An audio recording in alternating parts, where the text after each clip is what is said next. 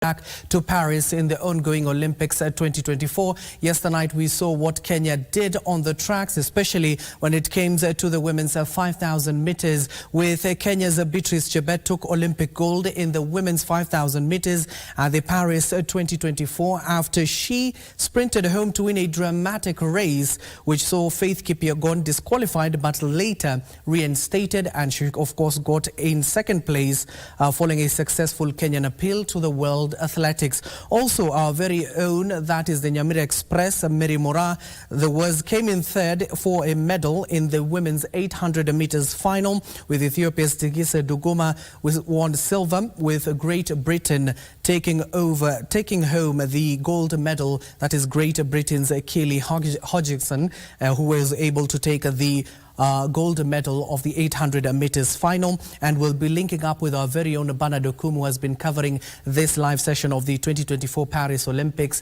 in later on. But for now, we want to discuss current affairs matters, especially following the vetting exercise that was concluded on a Sunday by the National Assembly's appointment vetting committee, led by none other than the Speaker of the National Assembly. This is a conversation that I'll be steering. My name is Abdiaziz Hashim, the sign language interpreter, and the bottom end of the screen is Anne Wangeshi. Now, a little bit of context before we head over to our conversation is that now the fate of the 20 nominees who were vetted by the Moses Wetangula's led committee now lies in the hands of those members before it is taken to the plenary. Now, the vetting process comes against the backdrop of an aggressive push by Kenyans to ensure only people with integrity join the cabinet, the broad-based cabinet that has been formed by none other than President William Ruto. The dissolution of the previous cabinet by President William Ruto followed weeks of sustained protest in the country and demanded far-reaching reforms, including overhaul of the cabinet,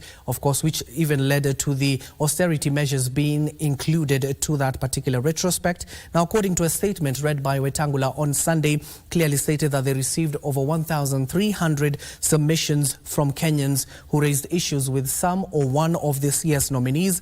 Wetangula said the submissions were either generally opposed by the appointment of one or more nominees, repetitive support of the nominees, or even unrelated to the process itself. He further assured that the process will be upheld in the highest standards possible. Now, you may ask, the million-dollar question is, what next after vetting?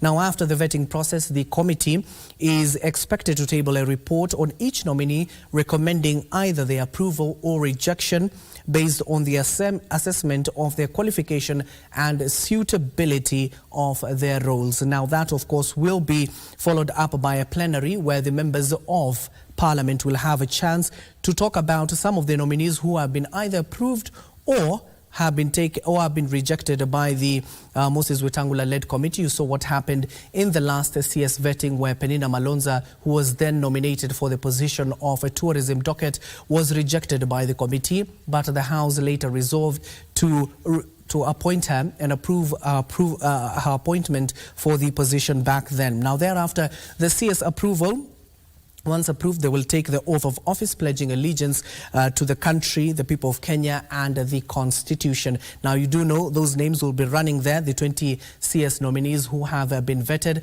but there are two outstanding cabinet secretaries. No, just one cabinet secretary and an attorney general who are expected to be vetted come Friday, this August 9th, and there will be the last two, and that will be Dorcas Oduor, who has been nominated for the position of the attorney general, and the regional development CS nominee, Beatrice School. They will be vetted on Friday, and as per usual, KBC will be bringing you live those vetting sessions, as has been the case for the last 4 days or so. Now, joining me in the studio to converse on these issues is Brian Mwongera, a governance and policy expert who has been in these particular sectors, especially in the transport, housing, energy, petroleum, and telecommunication. Further, Brian, you have had various experience abroad. Now, given that you have seen the procedure that has been carried out here in the country for the last 4 days or so, which is very crucial in the country, you do know that this has been in the backdrop of many agitation by the Kenyan youth to look for a cabinet that is competent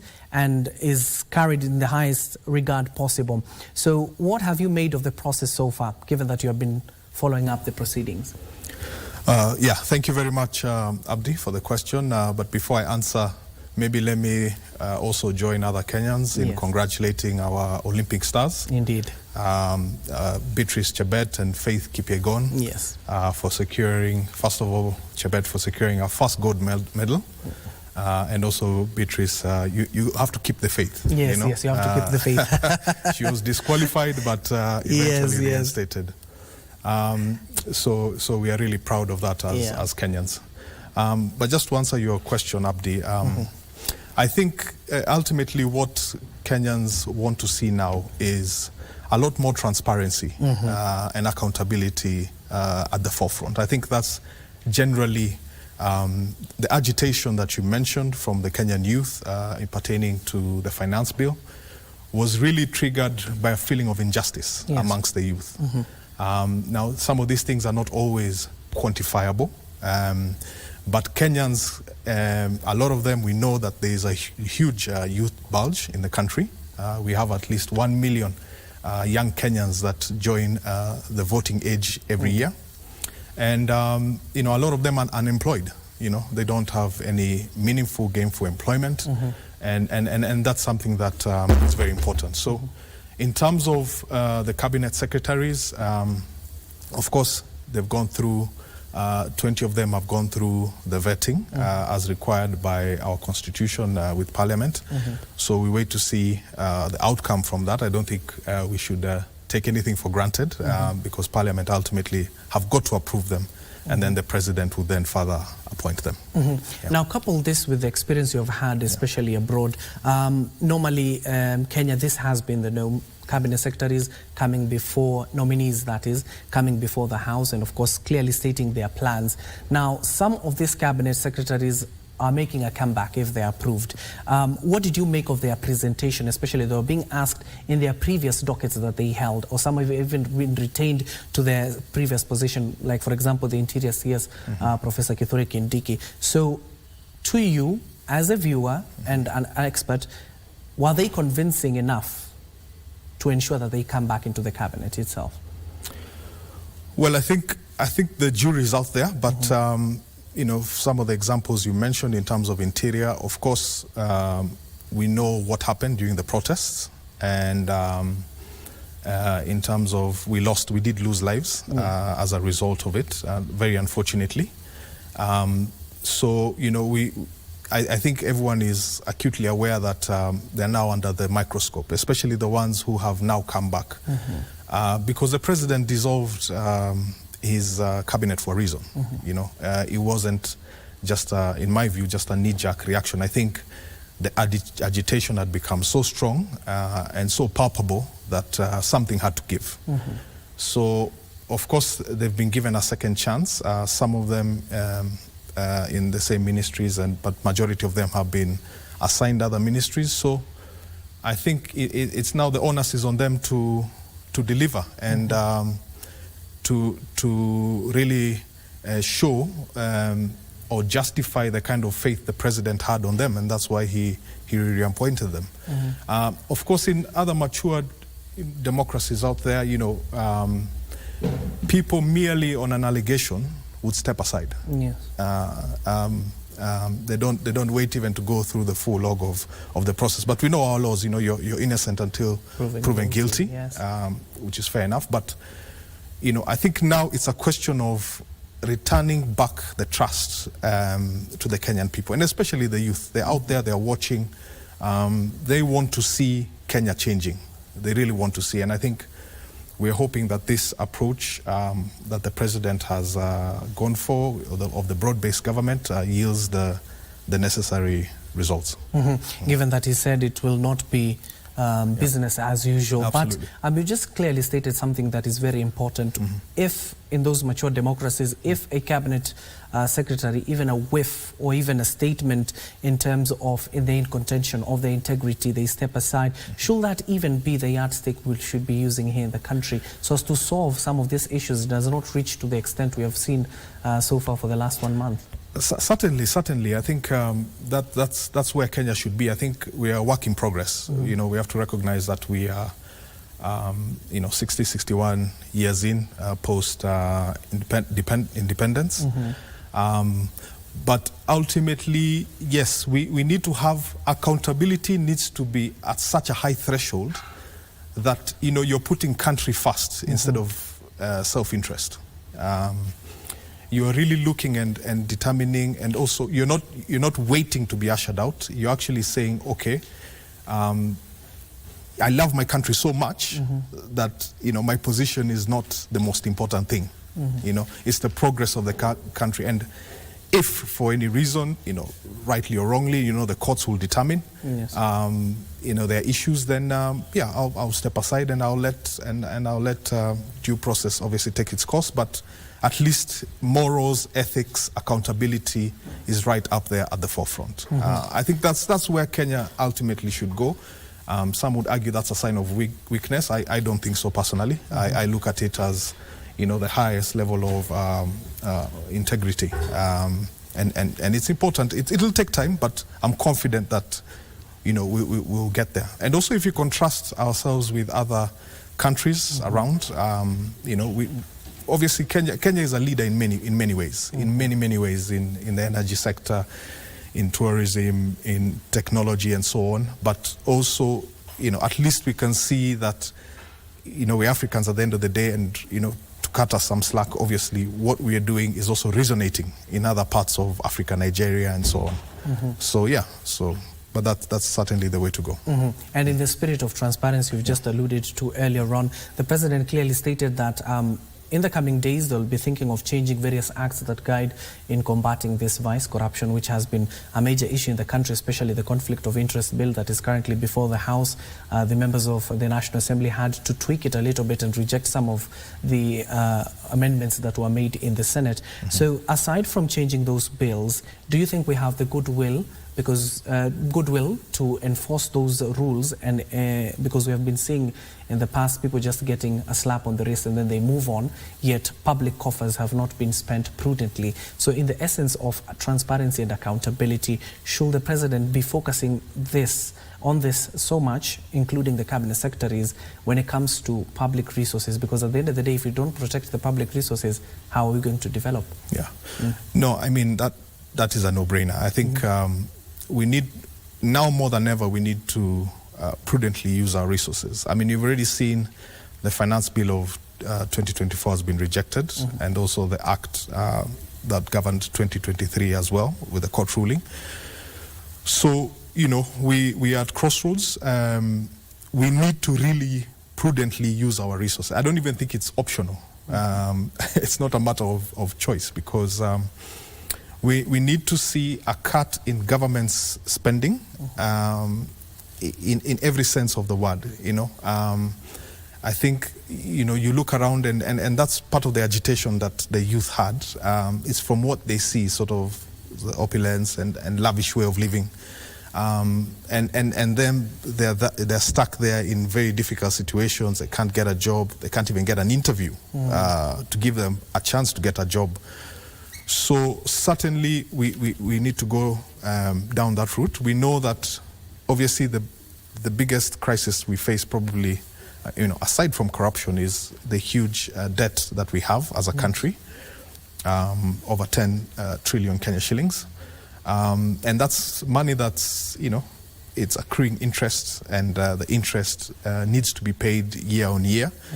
So, you know, if you're going to get out of this, then we need prudent use of resources across the board, on all ministries, all state departments, and the example should be set right from the top.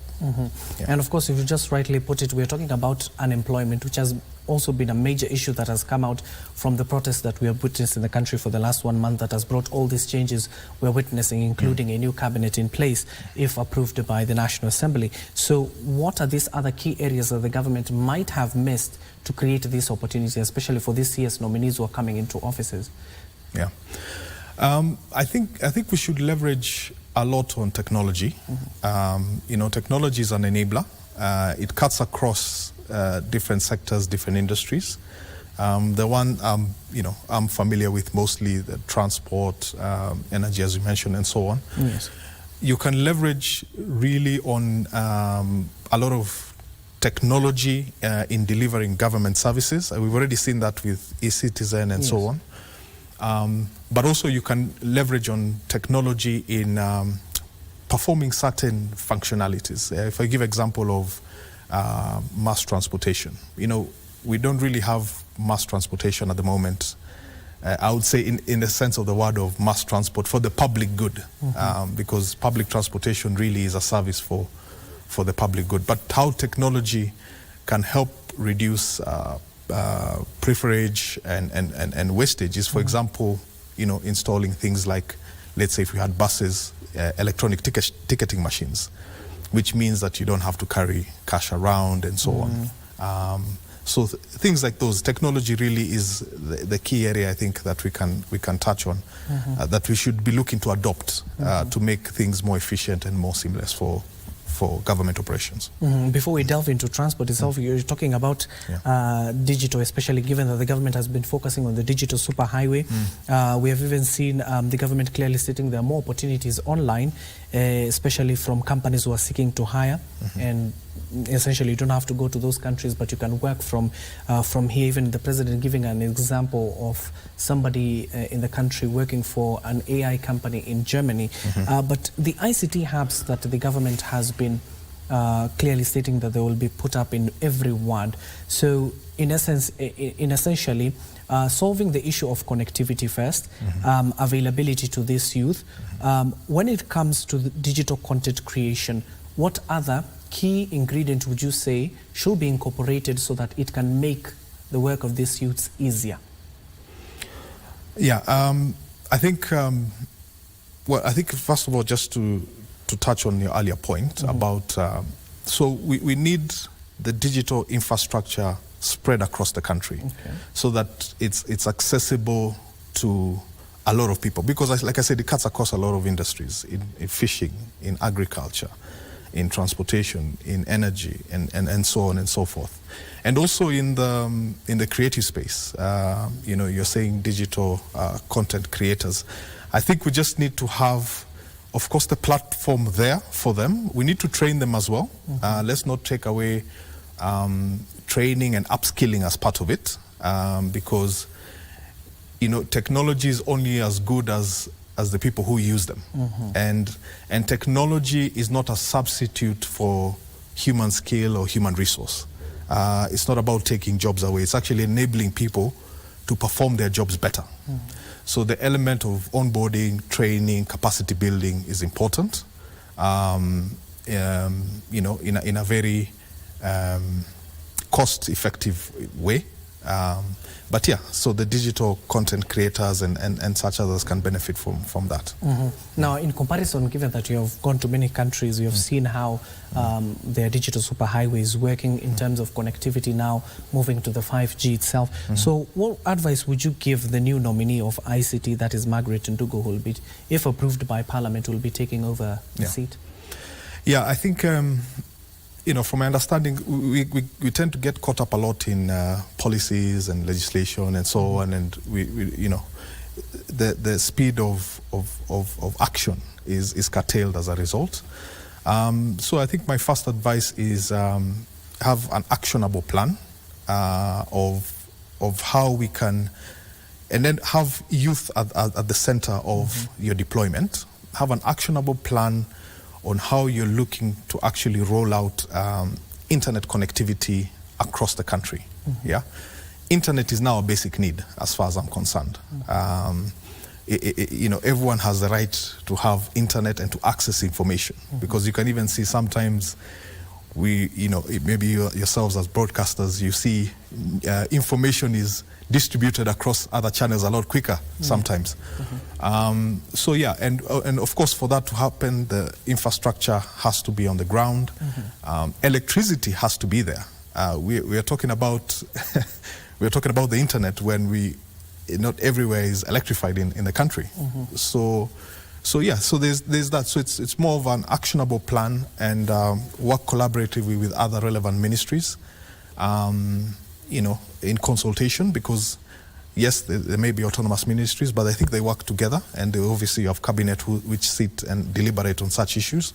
So my advice is to really get going and make sure that the plan is actionable and realizable for the young Kenyan youth who waiting with bated breath to see what will happen. Yeah. Now, talking of the cost of electricity, which has been a bone of contention here in the country for so many years, the previous cabinet secretary, that is Davis Chirchir, who has now been appointed to the transport docket as a nominee, if approved by Parliament, he will be he will oversee the transportation sector. But going back to the energy sector, that will be, if approved by the House, that will be the minority leader, Opiyo Wandayi, who will be taking over that particular docket. In terms of the cost of electricity, we have had various ministers or cabinet secretaries, I should say, in that particular docket. When they come to the public, they assure that the cost of electricity will go down. What do you think is the missing factor to reach to that particular goal? You know, first of all, we're in a very enviable situation as Kenya, because a lot of our energy is actually renewable. Renewable, yes. Yeah, over 90%. So really that is the best place to start. That's where we should be starting, really. And then secondly, we need to look at the amount of maybe taxation that is lumped in our fuels, because also petroleum is covered as part of that docket.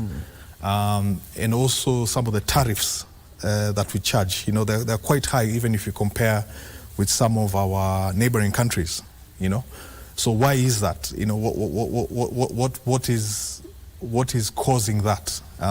So I think the new the CS nominee, or obviously if he's approved, has to look into that and make some difficult decisions. Yeah, you know, I don't know what happens, but when, like you said, when they sit on the hot seat and they're there and things don't move, you know, I think they have to make the difficult decisions. We need to harmonize our tariffs and make use of majority of the renewable energy that we have as a country, that we shouldn't take for granted. And clearly this is a hot seat because, you know, after when it goes to the 14th day of the month, every year we have an April review. The fuel prices normally right now is going downwards. Absolutely. But how can we ensure that it stays there so that it doesn't have to reach where it was initially, to the likes of 200 Kenya shillings for petrol? Exactly. And also not just depend on external factors, because, for example, you know, some of the drop we were seeing was characterized by you know, the improvement of the Kenya shilling and the weakening of the dollar. So we were actually buying a lot cheaper than we were before, which had a net effect. But I don't think we've adequately and comprehensively addressed you know, some of the tariffs and some of the taxes that are lumped in there. I think we need to look into that categorically and decide which ones, you know, how can we harmonize it basically, and which ones are actually relevant. Yes, you know, we know about the road development levy fund and so on, but which other ones are more, you know, they're basically hiking the cost, which also has a ripple effect, because now when you're buying kerosene at a higher price than normal, it also affects your cooking at home and so on. I'm coming back to you. I need to take our viewers live to Paris. I do understand our very own Bernard Okumu is live there. Okumu, good to see you and good to have you. Kindly tell us what happened yesterday, because we saw we won gold and silver when it comes to the 5,000 meters. How is Faith Kipyegon and Chebet feeling, as well as Mary Mora?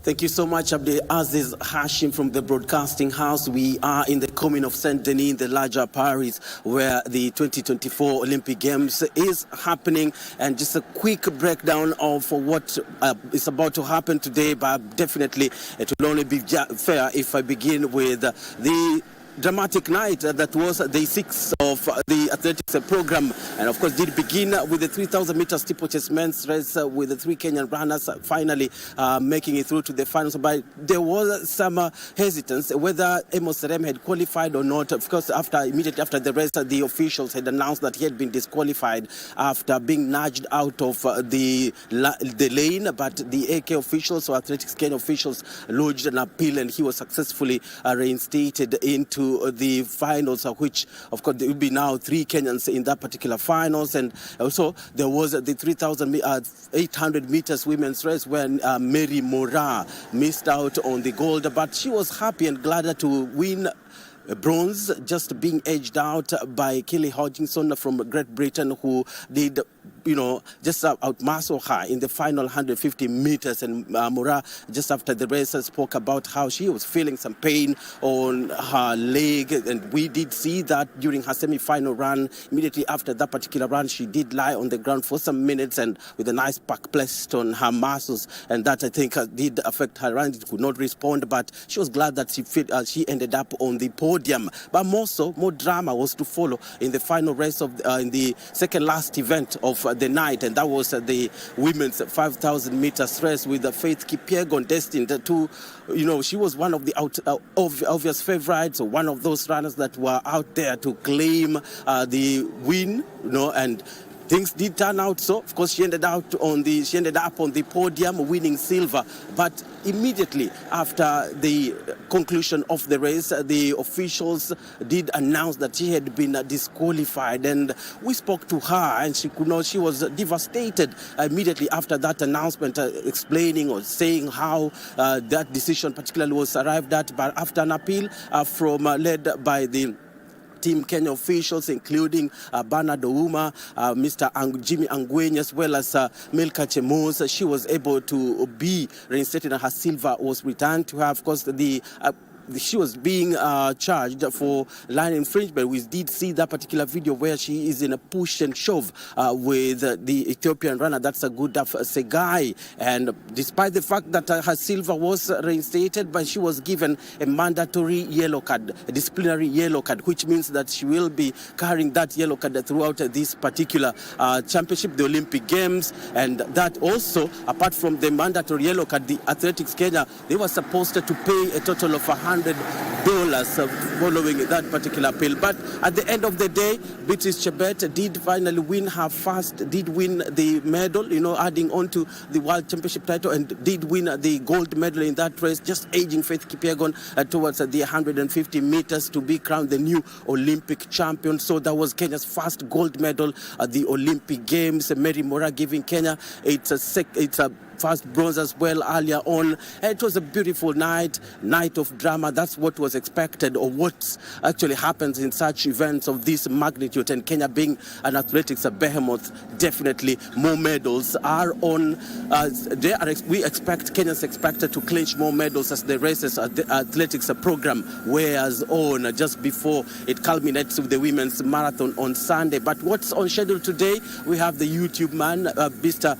Julius Yego, beginning his search at his third Olympic Games. Will it be a fruitful one, just like he had in Rio? Or is he going to replicate his form? We know that it's been a long, arduous task for him in the qualification, but he begins his journey just after one of the morning events that are scheduled here at 11. That's the Kenyan Paris time, but I know that in Kenya it will be midday or noon. But Yego will be in Group A, and he'll be seeking to qualify to the final round of the javelins competition. But kicking us off will be Faith Kipyegon again, coming back today morning in heat 2 of the 3 rounds of this particular championship. That's in the women's 1,500 meters. Remember that she is the defending champion. And in this particular race, in the qualification rounds, or heats as they call them, she'll be teaming up with Susan Ejore, as well as Nelly Chipchirchir, who will also be lining up in the remaining 2 other heats.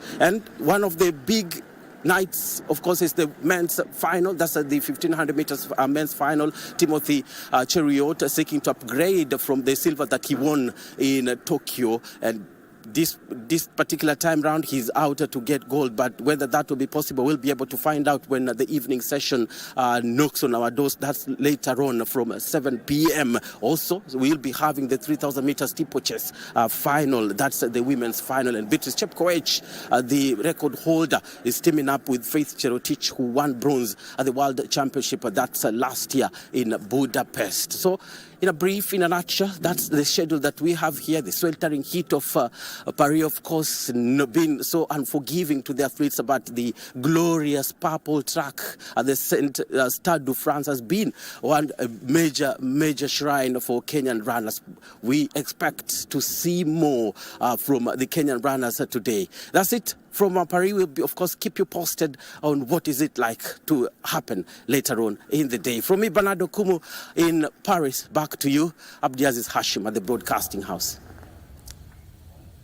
Thank you so much, Bernard Okumu. You're saying the heat will not even stop you or the athletes who we're waiting for to bring us more medals there in France. And thank you for updating us, and stay safe and inform us as well on how our athletes will progress. We're keeping an eye on the 1500 meters as the heat begin, especially with our very own Faith Kipyegon. We're keeping the faith. Another medal is in the offing. Here in the studio, we are currently conversing on the matters to do with the fate of the cabinet nominees, but the Olympics, do not worry about it. In the next few minutes or so, we'll be taking you there live to Paris, given that the heats are starting of the 1500 meters. Our very own Faith Kipyegon is there. She will be teaming up with Nelly Chepchirchir and Susan Ejore. And of course, our very own Julius Yego in the men's javelin throw qualification will also start at 11:20 a.m. But let's, given that we're entering the final leg of our conversations, as I told you earlier on, we only have a few minutes before we take you back to Paris in Olympics. We were conversing on matters to do with the energy and petroleum. Okay, in terms of the energy and petroleum sector, with the cabinet nominees in place. My director is informing me that, of course, we do also have the Olympics that will be taking you there live. We've just had an update from Bernard Okumu. We'll be taking you there in just a few, but as we were talking about our conversation. Okay, first of all, I do understand we need to take a short commercial break, then we'll be back with more. Don't go too far.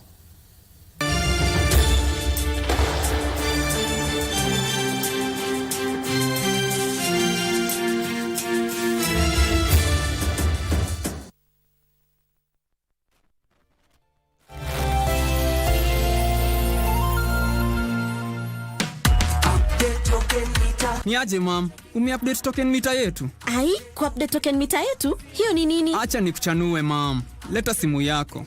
So, kuna hii text tulipata from Kenya Power. Kwa hiyo text kuna code 2. Weka code ya kwanza ku reset token meter. Alafu weka code ya pili ku update token meter.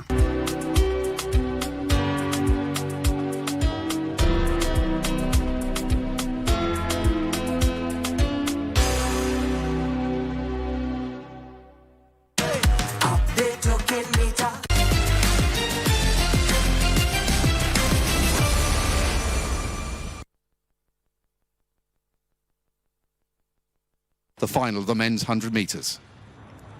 Off we go then, and it's a good start by Simbini in the green. It's a line across the track at the moment. Benderek going well over there on the line 1. Jacobs is behind. It's going to be a rush to this line, and I think Noah Lyles has got it, has he?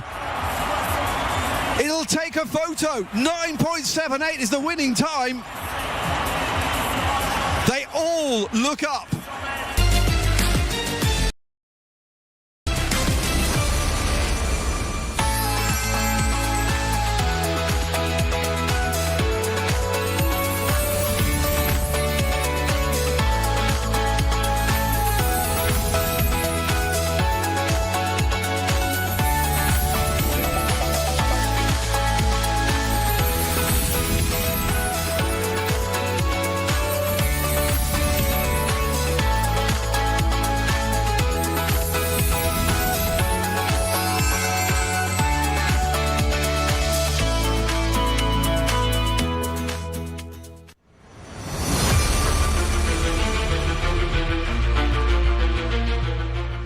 Breaststroke was probably where Pan had to do some catching up, but they really threw everything at it, China.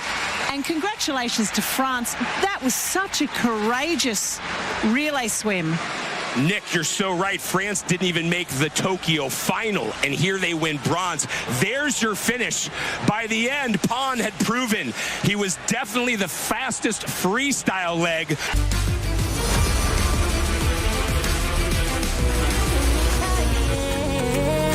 Our language does all of this and more. Na ni lugha ambayo kila Mkenya anajua. The more the milk, the better the chai. Chai kweli ina Brookside Dairy Best. On KBC Channel 1, we are a TV station like no other. Get a taste of the best in entertainment. Yes, indeed. Feel the passion. Will you promise me? I swear that you will never lose me. I can't get married to you. I'm sure you knew about it. That's why you're making fun of me. Experience the drama. Get out. Who's the man in this one? And the laughter.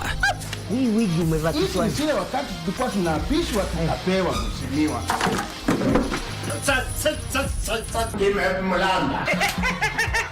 Move to the beat.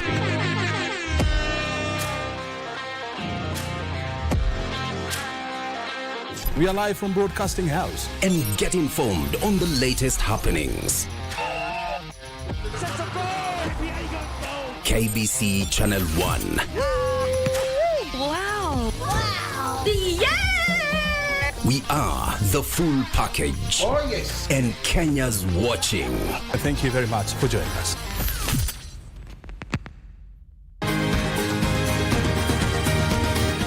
Thank you for joining us on Healthy Living. Stay connected to Voice of America at voanews.com.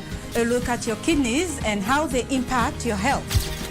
And an expert discusses chronic kidney disease and how to protect yourself. And Ivorian psychologist Noor Bakayoko shares some insights on bullying and what can be done. It's important to avoid major events or major health crises. How do you know if your cough is due to a serious condition? We'll have some answers. Stay well and strive to make every day a healthy day.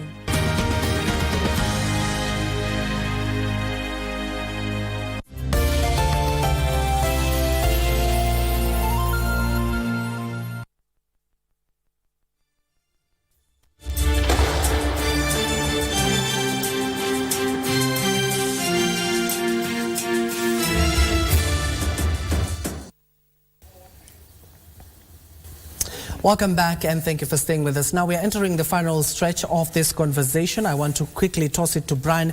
As we wind up, Brian, we're talking about the transport sector, given that the CS nominee, that is Chirchir, if approved by Parliament, will be taking over. A very crucial sector that the government has been focusing on. We need to talk about the pending bills that are currently outstanding, major road networks that are still pending, especially coupling it with what has happened to the finance bill. We do know that the pending projects now will suffer a blow, given that the funds that were meant to go and complete these projects are not now available. The government has to reconstitute or reallocate some of the funds that were meant to go to other sectors. And also in the housing sector, we're seeing CS Alice Wahome making a comeback if approved by the House, which she has been steering the affordable housing project with PS Hinga. So what are the fates of these two key sectors, and especially those projects, these key projects the government is banking on to, of course, ensure that its legacy is up there? Yeah, I think if we start with housing, especially on the affordable housing project, of course, Kenya, of course, we have a shortage of affordable housing, and unlike most other, let's say, developed nations, our housing is actually targeting the poor people. In other more developed markets, it's actually a campaign point because it's mostly for the middle class, middle to upper. Yes. But to answer your question directly, first of all, you can't sort out affordable housing without looking at transportation. Because how do you get people to go for employment, to schools? How do the children get to school? How do they get to hospital or medical facilities, and so on and so forth? So the two need to be looked at holistically, yeah? Instead of silos of affordable housing and transportation. I think both ministries maybe need to come up with a more of grander vision, especially in the bulging cities and towns across the country. And secondly, on the pending bills, yes, we know that there is a lot of pending bills, especially in the road sector. So yes, the PPP model is an effective model. We all wax lyrical about the expressway which we use, and it cuts the commute time and so on and so forth. But I think ultimately what Kenyans also want to see is more transparency in how we're entering into some of these arrangements. Like, for example, the JKIA PPP that was being discussed with the Indian group, Adani. So what Kenyans really want to see is a lot more transparency. Public participation is part of our constitution. Even as we look to go down that direction, I think we just need to be, we need to give Kenyans the confidence that we're doing the right things. Maybe your final remarks, given that we have a few minutes. Okay. So basically what I would say is I think we need to revitalize and really steer up private sector. So that we can really see the private sector growth in this, because government can't do everything, and we know obviously we're in a debt crisis. We need to create more jobs for the youth, this time seriously mean it and action it, so that a lot of these youth that are agitated, that are out there, that can't even make a living, get meaningful employment that can allow them to contribute to the economy of the country. And lastly, improve the business environment in which we operate. We know a lot of small businesses really suffer from the very high taxation. So just make that better for them, reduce the number of taxes that we are lumping onto these small businesses and allow them to grow, and that will eventually spark growth in our economy. But lastly, Abdi, before I finish, I can't end without saying we really need to curb corruption in the country. That is the biggest vice that is hampering us from going forward. Okay, I've just heard that we have been added more minutes given that we want to go to the Olympics. Now, going back to the other issues, we were talking about a key sector called the affordable housing project that the government has been banking on. It has created more employment, especially when it comes to the people who are working on those houses. The president is set to launch some of these houses in the coming days. So is transparency and accountability when it comes to distributing those houses very key? Yes, 100%. There's no question about that. And also some of the, of course, I've had the president talk about some of the mortgage figures in terms of what people will be paying and then eventually owning their home. I don't know what qualification criteria kind of exists there. So we need to see that, like a proper policy of how you qualify for homes and what mortgage requirements, because of course it's a loan that you're taking up, that you're looking to pay off so that you own the home. So yeah, so like I said, and just to reiterate, of course, affordable, we need housing. There's no question about that. I don't think we're debating that. How we're implementing it and who gets it, because we are desirous to see Kenya actually move, and a lot of the people move into the middle class bracket, and then at that point, you know, some of these slums, of course, they're eradicated, and we have a lot of people contributing to the socio-economic development of our country. And going back now to the transport sector, especially in these cities, we have seen traffic congestion being a very big issue here in the country. We're talking about the BRT buses that in the coming months or coming years we'll be seeing them on the roads. So will this solve that particular problem, and how should the government go about it, given that this project has been there or being proposed to be there for a number of years now? Yeah, I don't think BRT itself will solve the problem, because if you look at the 5 lines that have been drawn up in the Nairobi metropolis, covering the 5 BRT areas, I think the capacity is somewhere between 700 to 1,000 buses. And already in Nairobi alone, we have about 20,000 matatus that operate on a day-to-day basis. So what would really help tackle the problem of congestion is an infusion or an integration between BRT buses and some of the matatus that we have. How can you integrate to create a more seamless service? You've seen countries like Tanzania who've deployed, the BRT buses. Yes, they call it Mwendo Kasi there. It has been effective and it has helped them even attract more funding. But of course, the grander vision, as far as I'm concerned, would be an integration of the two. But yes, we need to also see mass transportation, more importantly. And it's not just buses, by the way, it's also the commuter rail, because one wagon can carry the capacity of about 20 buses, depending on how it's the spec of the wagon. So yeah, and also non-motorized public transport, by the way, walking lanes, cycling lanes, which also have other health benefits as well, and reduce the carbon emission that's emitted in the country. Yes, and of course that was one of the key conversations that was happening in the country, especially when Kenya hosted the ACS 2023. It was among the key resolutions that were made in the Nairobi Declaration that were taken thereafter to the biggest seminar that was happening in Dubai. Should that also be focused here in the country when it comes to now Kenya adopting to electronic vehicles that we have seen in many other parts of the country? Now, do we have the infrastructure to sustain that? Probably the answer is no, to the levels that we need. But still, there's been some good work, and I like the fact that the private sector are really pushing this. There's a number of bus OEMs, Basigo, Rome, and so on, who are, you know, we already have actually electric buses.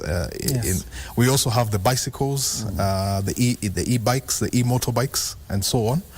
So yes, it's definitely EV over a period of time is a lot more economical, and also we need to really be cognizant of, you know, the carbon emissions that are constantly being emitted in the cities and also globally. Which is also, that's why you're seeing such adverse effects. Like in Europe, they were saying last month was the hottest month in history. And it's all... You've even seen Okumu there clearly stating that absolutely. Currently is very hot. Absolutely, even Okumu is suffering as a result. So, so yes, we definitely should go, and we are going more EV. I think what the private sector would appreciate is also that support from government. In terms of incentives, in terms of cheaper tariffs for charging, whether it's during the day and at night, and so on and so forth. And just policies that obviously makes the adoption a lot quicker and easier. And of course, traffic rules, adherence to them has been a very big issue here in the country. When it comes to the societal awareness in terms of these traffic rules that we need to look out for, especially when we have various foreigners coming into the country, we have tourists coming here into the country. What needs to change so that the discipline on the roads can be up to par? You have seen we have had numerous accidents on the road. We have seen many vehicles, especially public service vehicles and other private ones who are not up to standards. They are still on the roads. So what needs to change, and should that be the key focus of this nominee who's coming to office? Yeah, I think the attitude, you know, people's attitude as they drive definitely needs to change. I don't know what happens when somebody sits behind that steering wheel.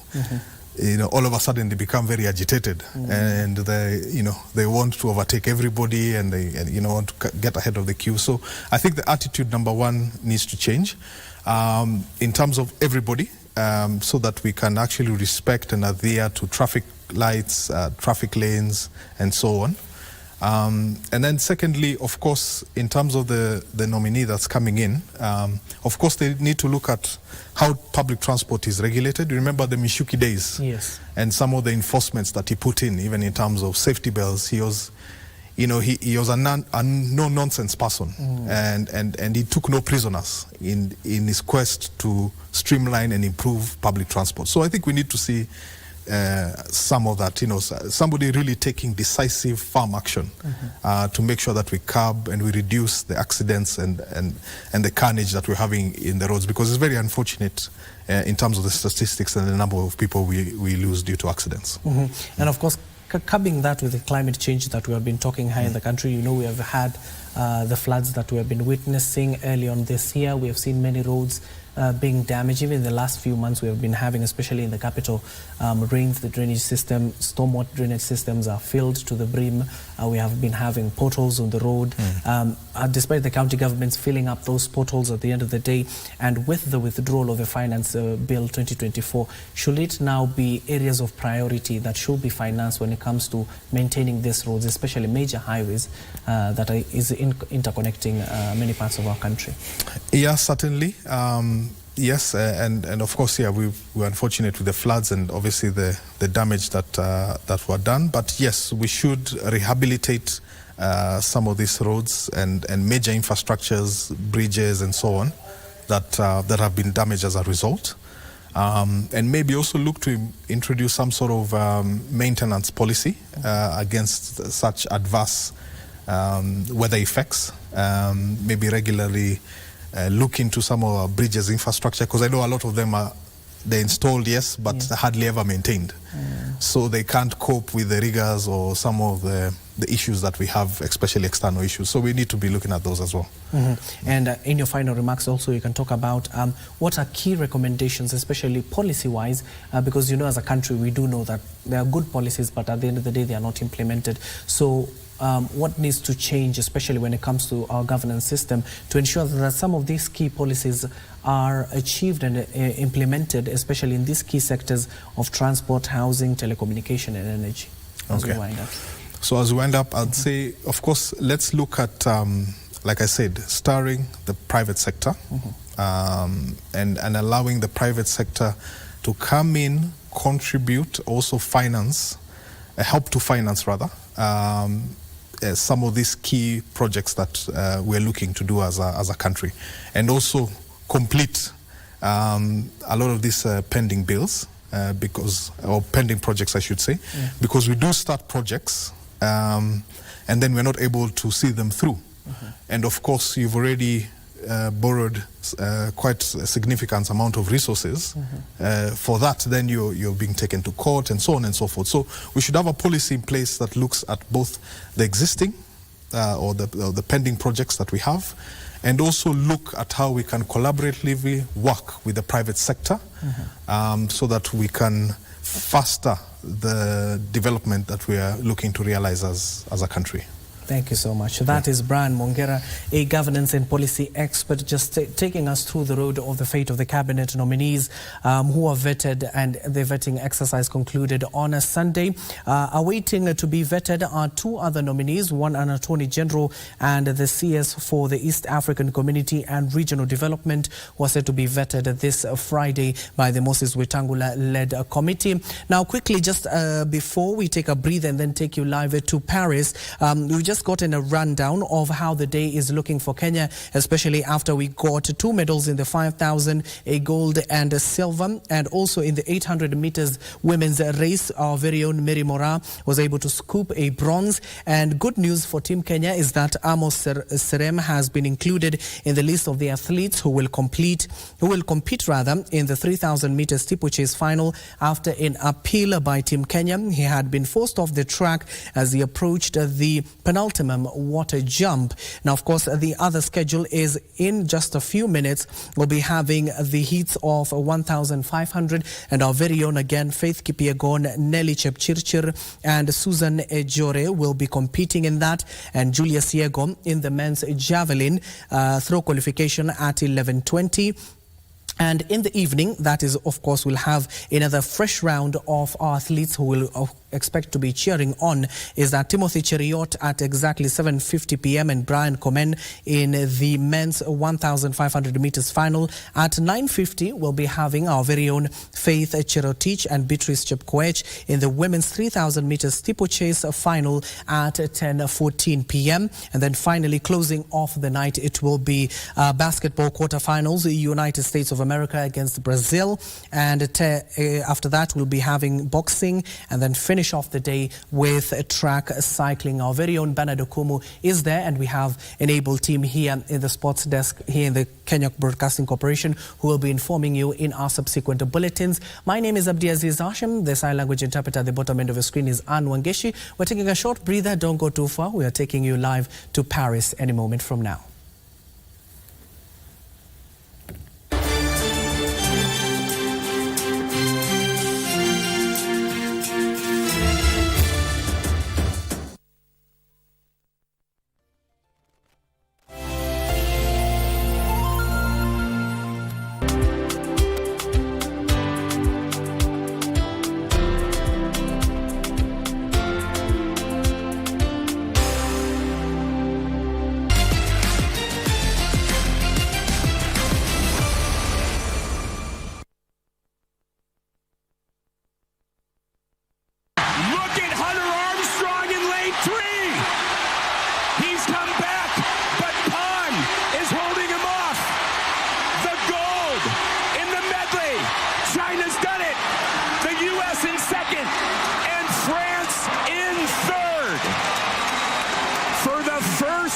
In 11 Olympics, the U.S. has lost this relay.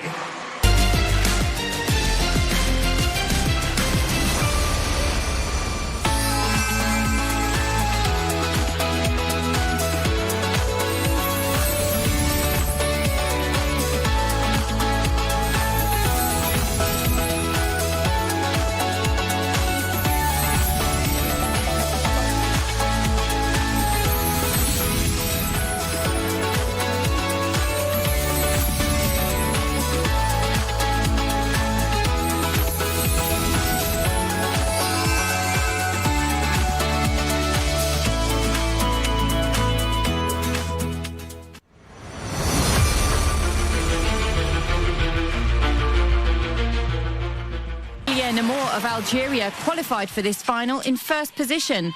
Watch for her linking moves, transitioning from bar to bar with apparent ease. The French-born athlete was hugely popular with this Paris crowd.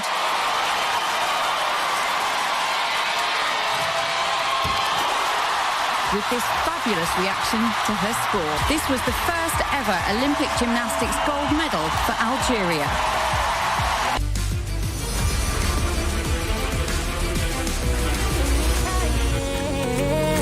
Our language does all of this and more. Na ni lugha ambayo kila Mkenya anajua. The more the milk, the better the chai. Chai kweli ina Brookside Dairy Best. Safaricom, proud sponsor of Team Kenya at the Olympics. And now Makobi of Kenya coming into the mix with Nathaniel of Nigeria on the far side. Bit of a burn-up, this one. Rashawn Clark, Nathaniel, and maybe Sabilio just on the line for third, but it was very close. Happio's managed to hang on by 100th of a second.